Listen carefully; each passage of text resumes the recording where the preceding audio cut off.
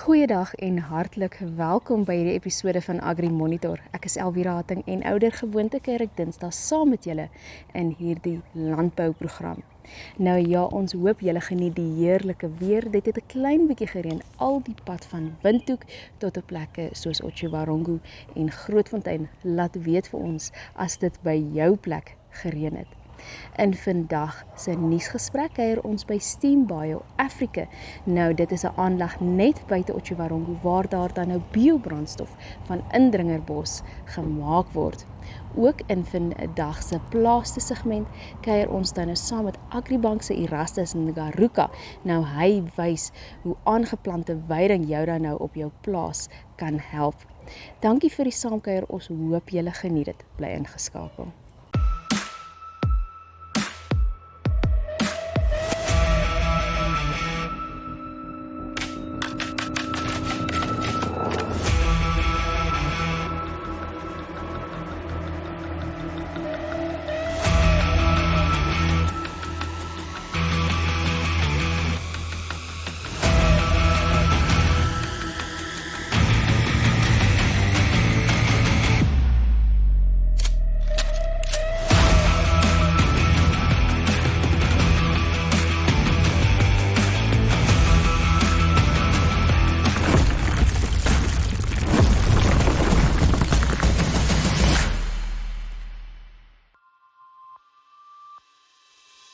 Funding part of it and the risk aspects that are related to the potato production is also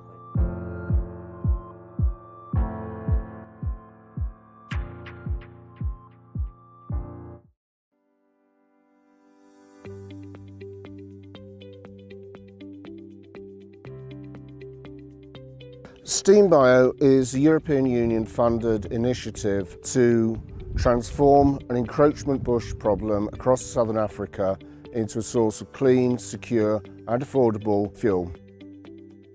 The European Union funded project is part of the EU Africa Green New Deal initiative. It consists of 15 partners from both mainland Europe, Britain and Africa. Partners from Botswana, Namibia and South Africa. The different partners are brought together because we're taking a fully holistic approach to make sure that what we're doing has a long-term benefit across the region. The project goes back 10 plus years, but really started when I met someone from NBIG at an exhibition in Stockholm in 2017.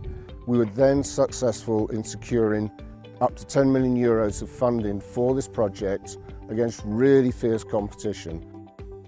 The project aims to address a number of varied problems that affect not just the Southern African region, but more widely. But concentrating on Southern Africa, we have a problem with encroaching and invasive bush and other unwanted woody biomass species.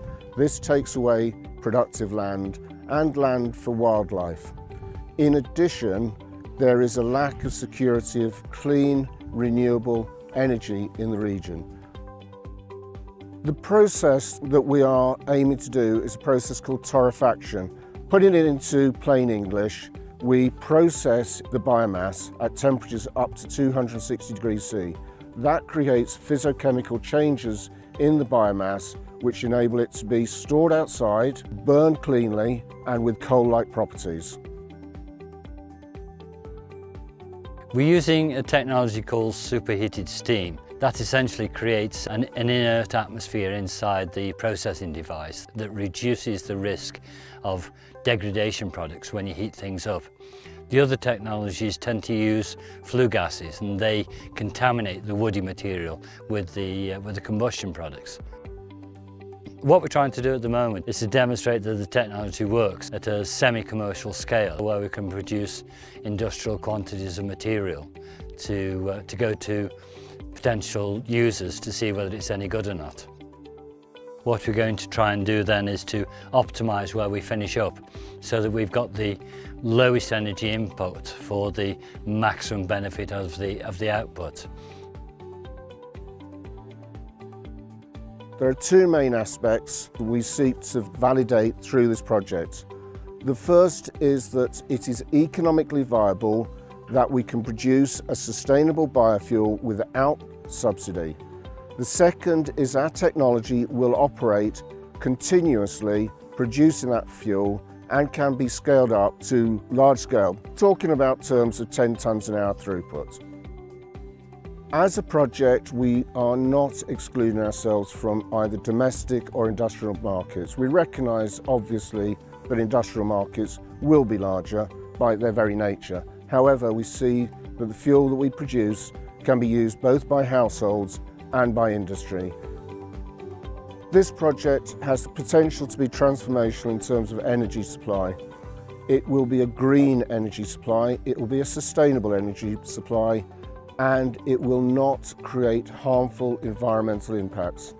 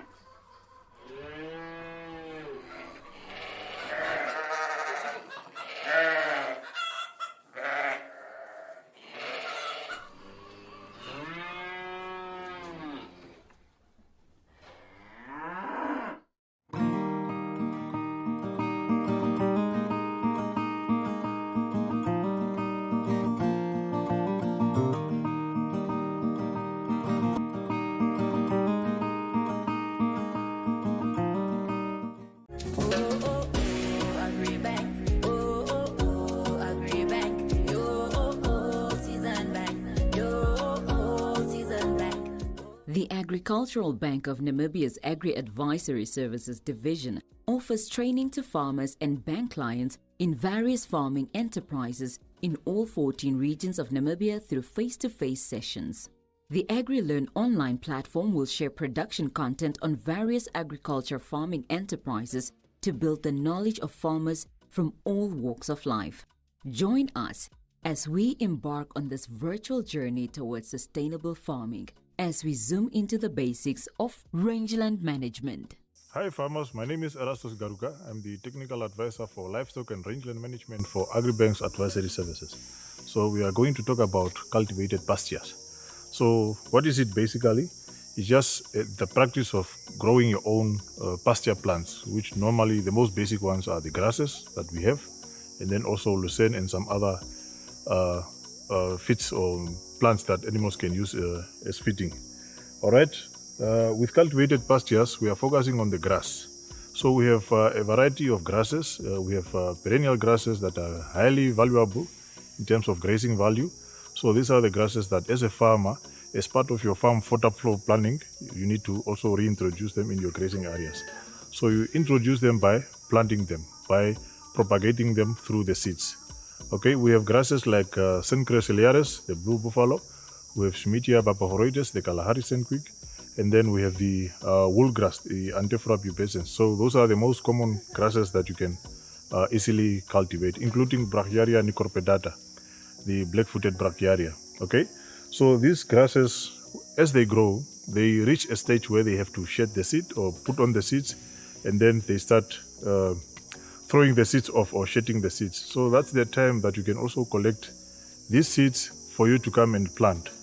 So apart from that, you can also buy the seeds commercially. Shops like Agri and AgriGrow, they also sell these seeds commercially. So now the seeds that you collect yourself, you can cultivate them in your crop field, in your grazing area, or as part of your range seating. But you have to make sure that the seeds that you plant are well protected so that they grow without any disturbance in terms of grazing or trampling and so forth. All right, so how do you protect the seeds that you harvest yourself?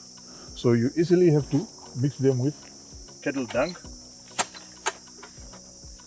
You mix them with cattle dung, which is also manure or fertilizer, okay? And this is the dung that will also protect your seeds. It will give also some weight for your seed to settle on the ground. And again, also keeping some moisture in the seed, or keep the moisture, the seed in moisture condition. and protecting it from disturbances. All right, so as you are planting them, whether in your crop field or in your range or your grazing area, you just make balls or cakes like this with the seeds in. For example, if you had these seeds harvested from the grasses, basically you have to mix it in a bigger container where you have a lot of it that you can just make balls, and then these are the balls that you'll be throwing under the bush canopies. If you are, for example, cutting your bush or thinning out bush, the branches of the canopies, you leave them on the ground, but then you throw your cakes below there. But it's also better to first maybe make some small holes. You can even use these rakes, just some small holes at the spot where you want to plant them, and then throw them there, bury them, and then put the canopies over. Okay, the same here. When you are planting them in your crop field, you have to treat them like you are planting your flowers or whatever ornamental plants that you are planting, or your onions or whatever food that you grow. All right, so you do the same, drawing lines. It's better to plant them in lines because you want them to grow in order, so that at least when they are shedding the seeds, you are able to walk through and collect the seeds as well for replanting or either selling the seeds to other farmers and so forth. All right, so the seeds that you buy from the shop, like these ones, this is blue buffalo seeds. They are already treated, so they are treated with lime. It's also fertilizer, just to also enhance or to stimulate germination and to protect the seed and give some weight to the seed as well. So these ones you can just plant them directly in your rows. And then you cover them. You don't have to go very deep. You don't have to plant them more than 2.5 centimeters deep. So it is very important that you allow the grass that you have planted to produce seeds, because you want more seeds to replant in other areas or for the grass to increase its population. So after the grass has set seeds, that's the time that you can maybe have it harvested. And as an example, this is one bunch that was harvested from this area, and you can see you have your own feed for your animals.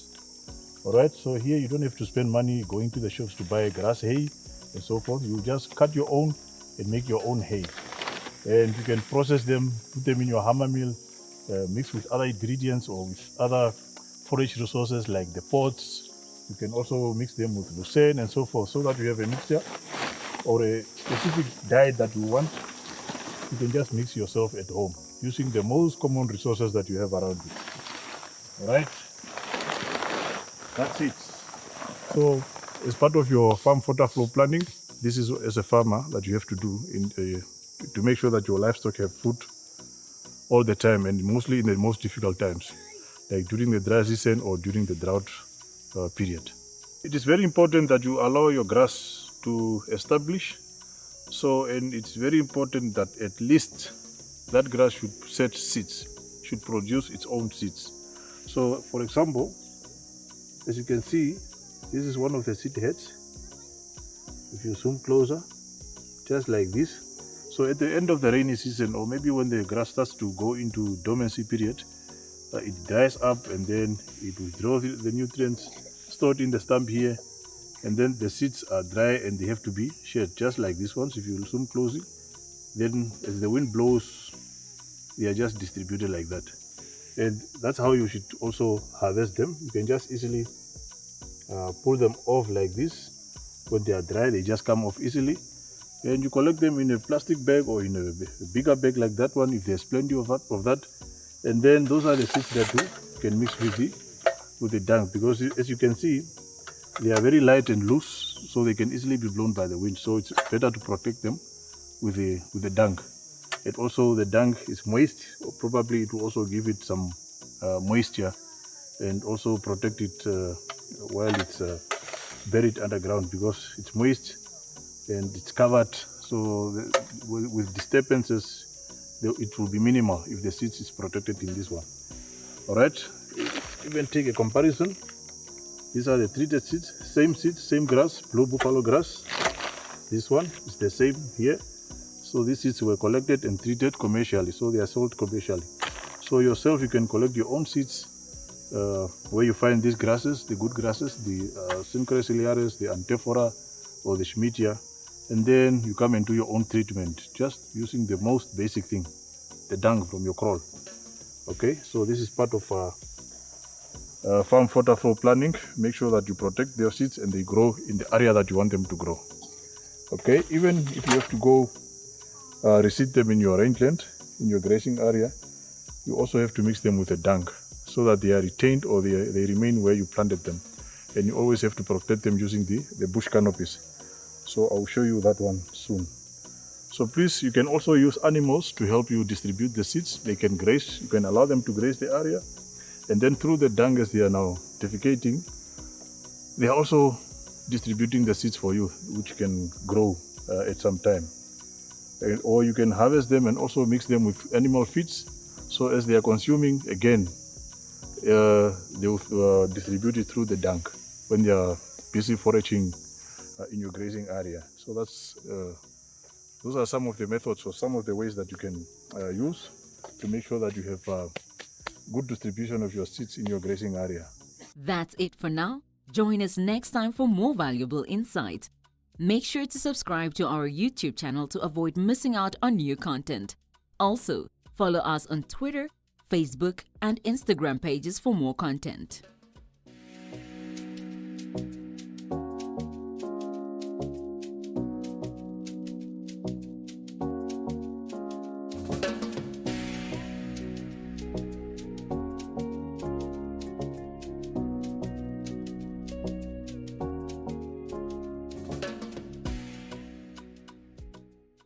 Did you know you can buy a new or second-hand vehicle such as light delivery vans, trailers, small trucks and tractors for agricultural use?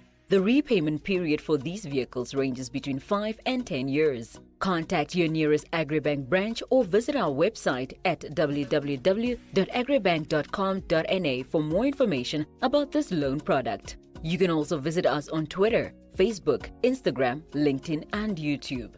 AgriBank, your all-season bank.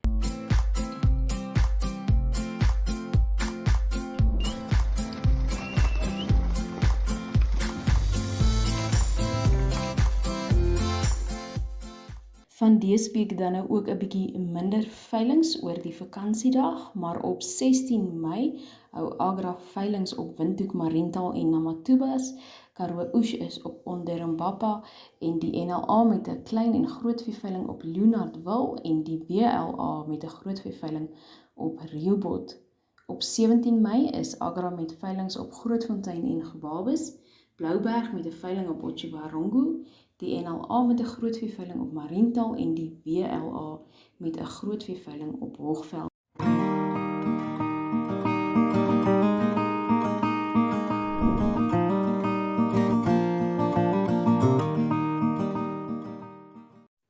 Van dese week se landboudagboek lyk dan soos volg. Die Bijenboerdery Vereniging van Namibië hou verskeie inligtingsdae tot in die aanloop tot die Wêrelddag vir Bye. Nou dit sluit in dat op 17 Mei 'n inligtingsdag oor die nut van bye en byeprodukte in gesondheidsorg vir beide mens en dier by UNAM aangebied sal word. Dit word ook gevolg deur 'n dag vir heuningbeoordeling en lesse oor die maak van heuningdrankies op 19 Mei op Swakopmund. Op 24 tot 26 Mei word die Agri Extra Boeredae op Grootfontein skougronde aangebied. Daar sal onder meer 'n bees, perde en kleinvee skou wees, asook 'n uitstalling van pluimvee en verskeie landbousprekers wat optree.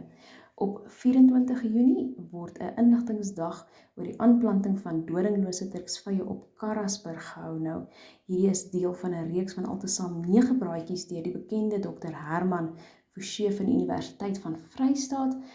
Hy gaan nou ook dan kom praat oor hoe hierdie doringlose turksvy kan benut word as 'n bron van voer vir jou vee.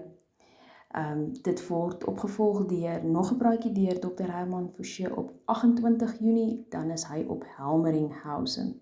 Nou in al twee gevalle sal julle sien daar's kontaknommers vir mense wat julle kan skakel.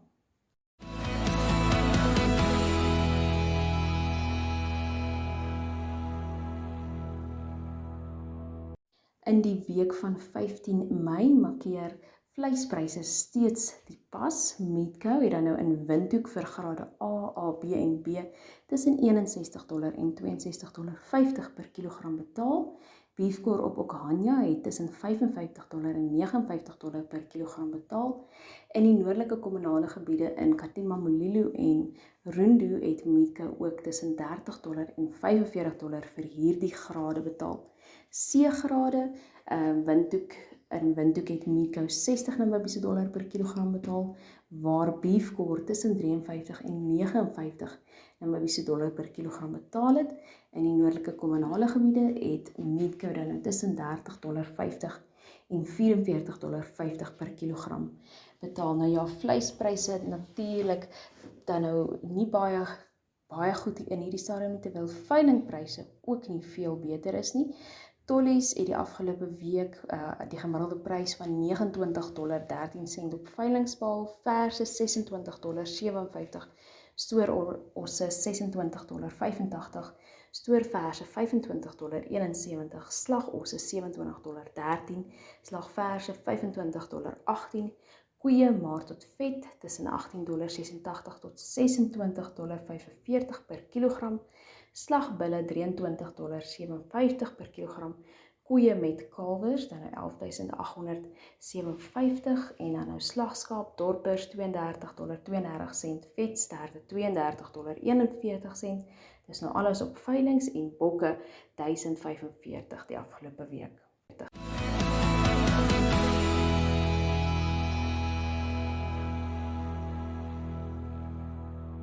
Dit is waarvoor ons vandag tyd het. Dankie vir die saamkuier. Volgende week, selfde tyd, selfde plek. Sien jou dan. Totsiens.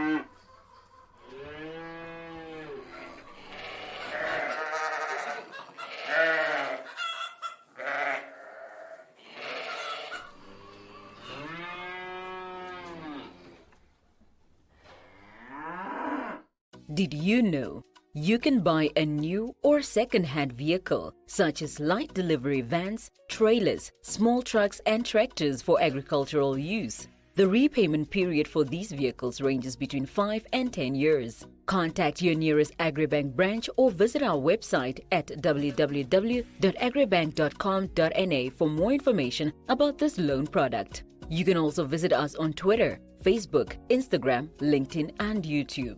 AgriBank, your all-season bank.